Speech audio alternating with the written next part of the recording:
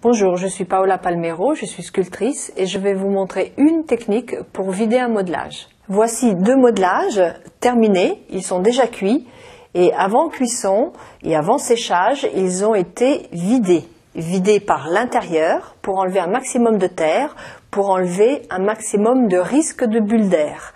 Les bulles d'air font exploser l'objet pendant la cuisson. Voilà, pour vider, on a besoin d'un petit morceau de mousse, des deux mirettes, une avec le fil tranchant qui va bien enlever de la terre de l'intérieur, l'autre avec le fil rond en fonction des formes pour aller un petit peu partout dans le volume à vider. Voilà, donc on a ce modelage là que l'on va retourner. Il n'est pas encore sec, bien évidemment. Je vais mettre des petites cales de terre histoire de soutenir les parties un petit peu plus fragiles pour pas qu'il y ait trop de tension sur la terre. Donc je prends la mirette et là il va s'agir de faire le négatif de la forme à l'intérieur. Dans les petites épaisseurs, évidemment, on ne vide pas. On vide les épaisseurs plus importantes, comme la tête, le corps, un petit peu la cuisse.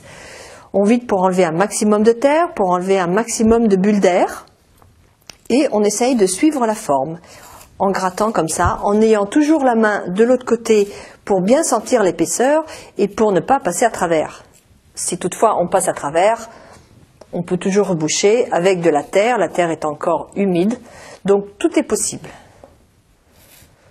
Ce qu'il serait important de bien faire, c'est de laisser une épaisseur un peu uniforme partout dans le corps pour que la terre elle sèche de manière homogène et pour que la cuisson se fasse de manière homogène également. On vide tout le corps, hein, il va falloir aller dans tout le corps, toutes les parties épaisses de terre, donc la tête. Les bras, je pense que c'est pas la peine, l'épaisseur n'est pas très importante, mais la tête et le corps, le bassin, vont être vidés. Si on fait un trou, parce qu'il arrive de passer, ah mince, j'ai pas vu que l'épaisseur était là, c'est pas grave. Encore une fois, c'est de l'argile. On peut reboucher, soit de l'extérieur, soit de l'intérieur aussi, hein. Attention à ne pas recréer une bulle d'air, évidemment. Mais on rebouche. Et une fois qu'on aura fini de vider et qu'on aura remis le modelage à l'endroit, eh bien, il faudra refaire l'effet matière désiré depuis le départ. Voilà, le modelage est terminé.